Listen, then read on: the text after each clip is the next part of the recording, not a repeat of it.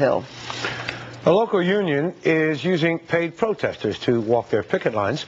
The Mid-Atlantic Regional Council of Carpenters hires homeless people to protest on behalf of the union. Chris Gordon is here now with more on this story. Chris?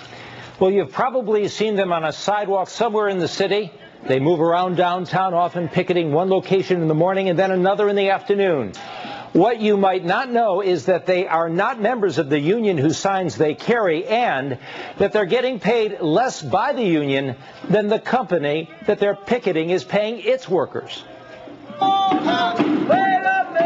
Protesters are being paid about $8 an hour to march with signs and yell at the top of their lungs. The Mid-Atlantic Regional Council of Carpenters hires protesters to picket in front of buildings around Washington, D.C., to pressure construction companies to hire union carpenters. Most of the people are homeless or they live in transitional housing. Jawara King was one of them. He lives out of a self-storage locker and sleeps wherever he can.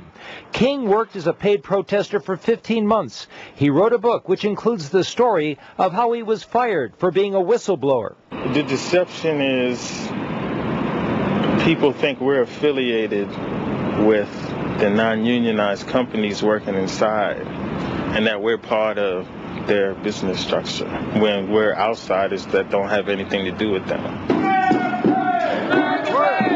Excuse me, are you a union member or a paid protester? You can't talk? She pointed to a union supervisor watching over the marchers. If you try to ask any of them a question, they'll defend and all that. And then they'll be like, well, you're not supposed to talk to him. You talk to him, that's the end of your job. Okay, are you you're not letting them talk. They're protesting. They're exercising their First Amendment rights, correct? You're not allowing me to talk to the protesters? We asked people walking past the protesters what they think. Does it appear to you that these would be union members on the sidewalk? It would certainly appear that way. Well, what if they were paid protesters? What if they were brought here from homeless shelters, soup kitchens to do this? What would your opinion be? I don't know, Don. What do you think? Well, it wouldn't have quite as much of an impact. It may still be valid. Justin Wilson works for the Center for Union Facts, a nonprofit watchdog group that monitors union activities like the hiring of paid protesters. All they're doing is trying to keep a non-union contractor from operating in the city. They're basically just trying to scare off businesses. There's no labor disputes so far as we can tell. And in fact, some of the contractors that they're going after don't even have employees that can be unionized because they're employee-owned businesses.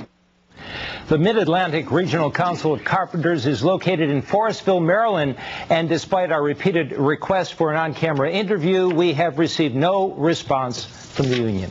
Jim? Won't talk on the street, won't talk on the phone either, huh? That's apparently true. Thanks, Chris.